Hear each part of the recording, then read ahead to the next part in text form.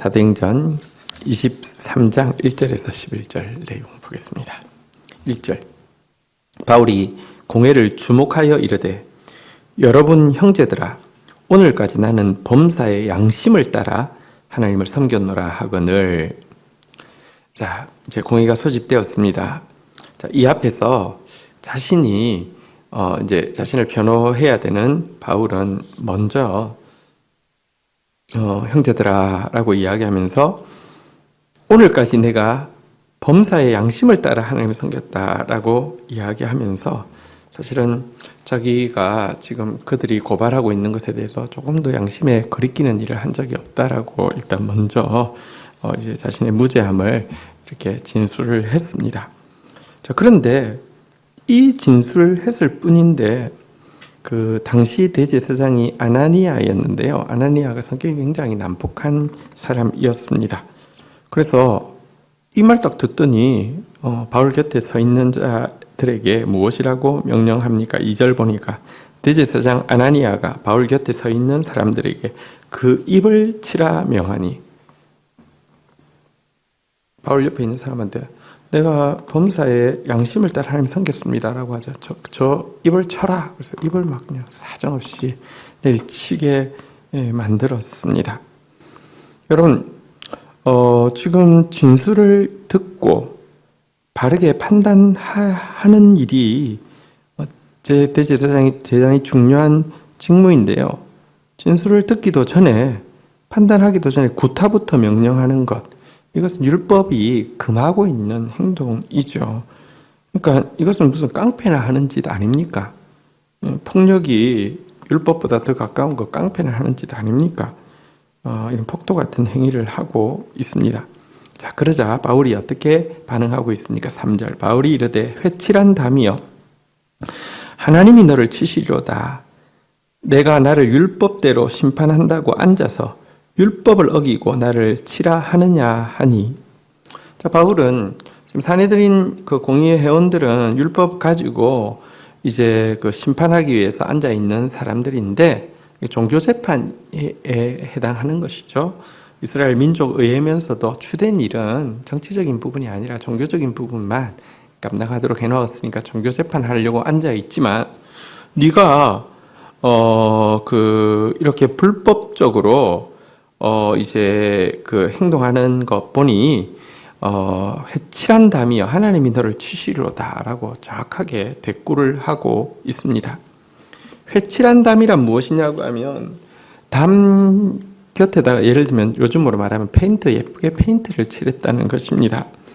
그런데 문제는 겉은 페인트를 칠해놔서 멀쩡해 보이지만 속이 썩어 있고 부식되어 있다고 하면, 여러분, 썩고 부식되어서 보기 싫은 벽이 있으면 그걸 페인트 칠해놓으면 되겠습니까? 지나가는 사람이 멀쩡하네, 새로 만든 벽이구나, 튼튼하겠구나 라고 생각할지 모르지만 안이 부식되고 썩어 있다고 하면 여러분 도리어 회칠한 그 담이기 때문에 안전하다고 생각하고 지나가던 사람이 담에 깔려서 죽거나 이런 사고가 나지 않겠냔 말입니다. 바울은 회칠한 담이 하나님이 너를 치시리로다 이렇게 말했는데요. 사실 이것은 그대로 이루어져서 AD 66년경에 동족들이 이 잔인하고 탐욕으로 유명했던 대제사장인 아나니아를 이렇게 살해하게 되어서 동족들에 의해서 살해되고 죽임을 당하게 된 대제사장이 아나니아입니다. 자, 그런데 이 말을 하고 났더니 4절 한번 보겠습니다. 곁에 선 사람들이 말하되 하나님의 대제사장을 내가 욕하느냐. 5절 바울이 이르되 형제들아 나는 그가 대제사장인 줄 알지 못하였노라. 기록하였을 때 너희의 백성의 관리를 비방하지 말라 하였느니라 하더라. 근데 옆에 있는 사람들이 감히 네가 대제사장에게 대꾸를 해, 욕을 해? 이렇게 말을 하니까 바울이 갑자기 정색을 하면서 태도를 바꾸고 이야기합니다. 내가 그가 대제사장인 줄 알지 못하고 그런 말을 했습니다 라고 하면서 자기 잘못을 시인하고는, 성경에 보면 너희 백성의 관리를 비방하지 말라고 했는데 그가 하나님 세우신 권위자인데, 재판에서 대제사장이 어쨌든 권위자잖아요. 지금 이제 이 재판을 결정할 권위자인데 내가 성경에 보면 권위자를 비방하지 말라고 했는데 어쨌든 내가 알지 못했지만 내가 지금 그렇게 한 것이니 잘못했습니다 라고 시인하고 사죄하고 있는 장면을 보게 됩니다. 여러분 이것은 우리가 꼭 본받아야 될 모습이지요. 권위자는 하나님이 세우셨습니다. 하나님이 세우셨다는 것이 적극적으로 그가 뭐 옳고 선해서 세웠다는 것도 아니고 그가 하는 말은 전부 다 맞다는 뜻도 아닙니다. 하나님의 뜻에 대행이라는 뜻도 아닙니다. 하나님은 당신의 마음에 합한 다윗 같은 자도 세우시지만 하나님은 또 때로 여러분들 악한 자도 사람들의 수준에 사람들이 그걸 원하면 또 허용하시는 경우가 있습니다. 그래도 그 역시 하나님이 세운 권위자라고 말하지 않을 수 없습니다. 하나님이 세운 권위자는 하나님의 말씀과 일치되게 행동해야 될 책무가 있고 그렇지 않은 것에 대한 더 엄중한 심판도 하나님께 있습니다. 그런데 어쨌든 그가 성경에 위배된 명령을 내릴 수 있습니다. 이런 명령에 대해서는 어떻게 해야 될까요? 따를 의무가 없습니다. 하나님의 말씀을 따르면 됩니다. 그런데 그렇다 하더라도 그의 잘못된 명령에 대해서 순종하지 않는다 할지라도 그를 하나님 세운 권위자로 존중하고 태도에 있어서는 존중하는 태도를 놓지 않는 것은 대단히 중요합니다. 지금 바울은 이 대제사장이 그의 입을 치라라고 했던 행동이 옳다고 이야기하는 것이 아닙니다. 그러나 그가 지금 권위자라는 사실에 대해서 자기가 존중하는 태도를 표현하지 못한 것에 대해서 지금 사과를 하는 것입니다. 왜 몰랐을까요? 아마도 지금 급하게 사내들인이 소집되면서 천부장이 옷을 입고 대제사장이 옷을 제대로 갖추고 입고 오지 않아서 그냥 사내들인 공의회 회원 중에 한 명으로 생각했던 것 같습니다. 아니면 이 사람이 너무 이제 스스로 짬밥이 높다고 생각하니까 거추장스러워서 그냥 별로 옷을 제대로 갖추지 않고 나왔을 수도 있습니다. 어쨌든 바울이 사과하는 것은 그의 악한 행위를 악하다고 이야기한 것에 대해서 사과하는 것이 아니라 이래도 저래도 권위자인데 권위자를 존중하는 태도를 보이지 않은 것에 대해서 모르고 했지만 사과하는 것입니다. 이 같은 모습은 우리에게 굉장히 중요합니다. 악한 명령에 대해서 따를 의무가 없지만 도리어 저항할 권리가 우리에게 주어져 있지만 권위자에 대해서 존중하는 태도를 놓을 권리는 우리에게 존재하지 않습니다. 이것이 신자가 세상을 살아가는 방법입니다. 자, 그러고 나서 6절부터의 내용을 보겠습니다. 바울이 그중 일부는 사두개인이요 다른 일부는 바리새인인 줄 알고 공회에서 외쳐 이르되 여러분 형제들아 나는 바리새인이요 또 바리새인의 아들이라 죽은 자의 소망 곧 부활로 말미암아 내가 신문을 받노라. 자, 바울은 오늘 이 시간도 사실은 공정한 재판이 되지 않을 것이라는 것을 처음부터 느낌이 왔습니다. 이 자리에서라도 복음을 전하고 좀 설복시키려는 마음이 없지 않았는데 그래서 첫 말을 나는 양심에 따라 하나님 섬겼다라고 했지만 처음부터 대제사장이 입을 치고 이런 모습을 보고는 정상적으로 이 공의회가 진행이 되지 않을 거라는 사실을 알고는 지혜롭게 이제 말을 하기로 결정했습니다. 사내들이는 사두개파와 바리새파 두 분파의 사람들로 구성되어 있습니다. 비율은 사두개파가 더 많았고요. 바리새파가 소수입니다. 자, 그런데 지금으로 치면 이제 여당, 야당 이런 식으로 이제 구성이 되어 있는 거죠. 자, 그런데 이 사실을 잘 알고 있는 바울이 갑자기 자기가 바리새인이었던 것, 신실한 바리새인의 아들이었던 것을 이야기를 합니다. 자기 백그라운드에 대해서. 그리고 나서는 자기가 지금 이렇게 신문을 받게 되는 주된 이유, 자기가 전하고 있는 주된 내용은 죽은 자의 소망, 곧 부활 때문이다라고 이야기를 하고 있습니다. 죽은 자의 부활에 대한 소망 때문에 내가 지금 신문을 받고 있다라고 이야기하는데 이 말은 틀린 말이 아니죠. 그가 전하는 복음의 핵심은 예수 그리스도의 부활이고 그분의 부활로 말미암아 우리에게 일어난 새로운 소망에 대해서 전하는 것이 복음의 내용이니까 죽은 자의 부활에 대한 소망 때문에 내가 지금 이 자리에 서 있다, 신문을 받는다라고 이야기한 것 결코 틀린 말이 아닙니다. 자, 근데 이렇게 이야기한 이유가 있습니다. 자, 한번 7절 보겠습니다. 그 말을 한즉 바리새인과 사두개인들 사이에 다툼이 생겨 무리가 나누어지니 8절 이는 사두개인은 부활도 없고 천사도 없고 영도 없다 하고 바리새인은 다 있다 함이라. 바울이 이렇게 이야기한 이유는 너무 잘 알고 있기 때문입니다. 사두개파와 바리새파의 가장 핵심적인 차이를 꿰뚫어서 이야기한 것입니다.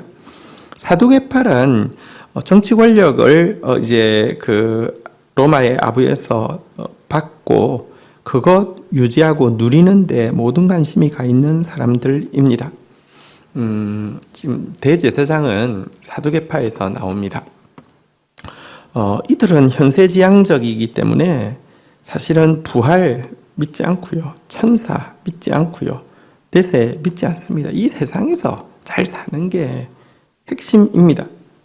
그렇지만 바리새파는 물론 그 교만하고 위선적인 것은 잘못되었지만 과거 이 이제 헬라가 이제 이 유대를 다스릴 때에 이들이 헬라어 정책을 펼쳐가지고 이 여호와 신앙을 다 뿌리 뽑아버리고 전부 그냥 헬라화 만들려고 할 때에 그것에 대해서 목숨 걸고 반대하며 율법의 순수성을 지키기 위해서 시작된 분파가 바리새파이거든요.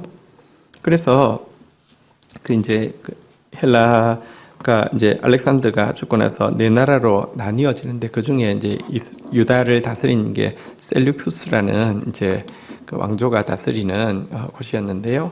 여기서 목숨 걸고 싸운 사람들이 바리새파이거든요. 이들은 내세를 믿습니다. 이들은 부활을 믿습니다. 이들은 천사를 믿습니다. 그래서 그 싸움을 싸워낼 수 있었거든요. 이렇게 서로 간에 신념이 다르고 또 신념이 다르기 때문에 지금 이제 그 뭉쳐졌기 때문에 누가 세력을 잡냐에 따라서 이해관계가 달라지기 때문에 자, 바울이 내가 부활에 대한 소망 때문에 신문 받습니다 라고 이야기하자 막 논쟁이 일어나게 된 것이죠. 심지어 우리 그 9절 한번 볼까요? 크게 떠들세 바리새 편에서 몇 서기관이 일어나 다투어 이르되 우리가 이 사람을 보니 악한 것이 없도다. 혹 영이나 혹 천사가 그에게 말하였으면 어찌하겠느냐 하여. 심지어 나중에는 이제 바리새파 사람들 중에서 바울을 편드는 사람이 있다는 것입니다. 그가 했던 말이 진짜 천사가 그에게 전해준 말이나 영이 전해준 말이면 어떻게 하겠냐. 그 사람 악한 거 없다라고 이제 두둔을 하게 된 것이죠. 왜냐하면 바울을 두둔하는 게 아니라 자기 분파를 두둔을 하는 것이죠. 바리새파를 두둔을 하는 것이죠. 사실 이들은 바울을 죽이는데 합의하고 이 자리에 모였지만 여러분 이게 자신들의 이익에 의해서 뭉쳐진 집단이고 지금 불의를 행하기 위해서 뭉쳐진 집단이기 때문에 조그만 균열이 들어가도요 막 이렇게 균열이 일어날 수밖에 없는 것입니다. 이 같은 상황 가운데 10절 보겠습니다. 큰 분쟁이 생기니 천부장은 바울이 그들에게 찢겨질까 하여 군인을 명하여 내려가 무리 가운데 빼앗아 가지고 영내로 들어가라 하니라. 근데 이 논쟁이 얼마나 격렬하든지 지켜보고 있던 천부장 보기에는 저러다가 바울이 찢겨 죽을 것 같다 해서 군인이 그 산헤드린 회의장 안으로 들어가서 바울을 빼내가지고 영내로 다시 들어오게 한 것입니다. 자, 이제 영내로 돌아와서 그날 밤 바울의 마음은 어떠했을까요? 이스라엘 백성들에게 연설을 하려고 했지만 시작도 못하고 중지가 되었고요. 지금 사내들인에서도 사실은 그 변호하려고 했는데 시작할 때부터 입을 막고는 그다음부터는 그냥 무슨 정말 이익에 의한 개싸움이 되어가지고 전혀 말 한마디 하지 못하고 또 들어온 그날 밤, 한편으로는 당리당략만 생각하는 지도자들의 모습에 대한 실망 때문에, 한편으로는 지금 정말 실제 피부에 와닿는 살해 위험 때문에 아마 굉장히 많이 낙심도 되고 두렵기도 하고 또 이것으로 이제 내 인생이 끝나는구나 하는 좌절감도 생겼을 것입니다. 자, 그때 마지막 절 보도록 하겠습니다. 11절. 그날 밤에 주께서 바울 곁에 서서 이르되 담대하라. 내가 예루살렘에서 나의 일을 정한 것과 같이 로마에서도 정언하여야 하리라 하니라. 자, 그러나 그날 밤에 주님께서 나타나셨습니다. 그의 곁에 서 주셨습니다. 그리고 말씀하셨습니다. 담대하라. 그에게 담대하라고 말씀하셨습니다. 내가 예루살렘에서 나의 일을 정언한 것 같이. 사실 참 이 구절을 자세히 생각하면 참 은혜로운 구절이죠. 예루살렘에서 주의 일을 정언했습니까? 사실 시작하다가 다 끝쳐졌습니다. 이것 때문에 바울이 굉장히 낙담이 되었을 텐데요. 하나님은 그 결과적으로 못한 것이 중요한 게 아니라 정말로 주의 일을 증언하기 위해서 여기까지 와서 시도했던 것 자체를 이미 결과적으로 설교를 다 한 것과 마찬가지라고 인정을 해주시는 말씀이죠. 네 왜 여기 왔어? 내가 성령을 통해서 여러 차례 오지 말라고 했는데 왜 쓸데없는 짓 하고 여기 와서 이 생고생을 하냐? 이렇게 이야기하지 않고요. 내가 예루살렘에서 나의 일을 증언한 것 같이라고 하면서 증언했다라고 인정을 해주시는 것이죠. 참 우리 하나님 참 좋으신 분이십니다. 그러면서 로마에서도 증언하여야 하리라. 근데 이방인의 사도고 너는 로마, 지금 이 로마의 수도에 가서도 이 복음 전해야 된다라고 하면서 그의 사명을 일깨워 주시고 이 말씀으로 위로와 소망을 주시는 장면을 보게 됩니다. 이분이 바로 우리 주인이시고 우리 아버지이십니다. 이 때문에 우리는 든든하게 주를 위해서 일할 수 있는 것입니다. 오늘 주신 말씀 붙잡고 기도하며 나가도록 하겠습니다.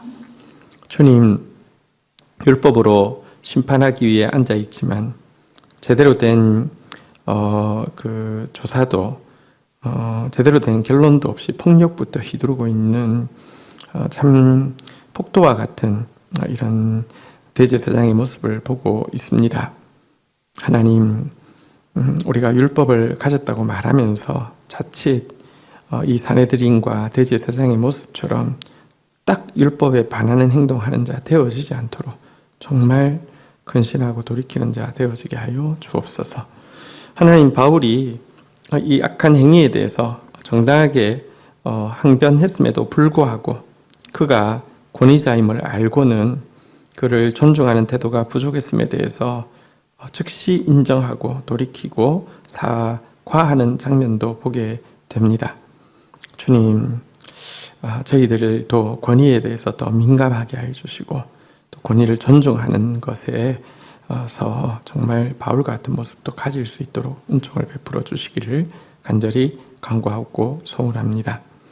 주님, 오늘 바울이 참 사람들의 모습을 보고 낙심하고 자신의 결정과 행동에 대해서도 또 좌절하고 또 두려움 가운데 있던 이 밤에 주께서 친히 찾아오셔서 또 격려하시고 또 위로하시고 또 소명을 새롭게 하시는 장면을 보게 됩니다. 우리의 일의 결과보다 우리가 일하는 중심을 크게 보시는 주님 감사합니다. 그리고 우리를 향해 주셨던 당신의 말씀이 헛되지 않아서 반드시 그 소명대로 일하시는 너무 놀랍고 좋으신 우리의 선한 목자, 우리의 좋으신 아버지를 찬양합니다. 그 주님 의지하여 담대하게 해주시고 사명 이루게 하실 것이오니 또 기쁨으로 달려가는 오늘 하루 되어지게 인도하여 주옵소서. 예수 그리스도의 이름으로 기도 올립니다. 아멘.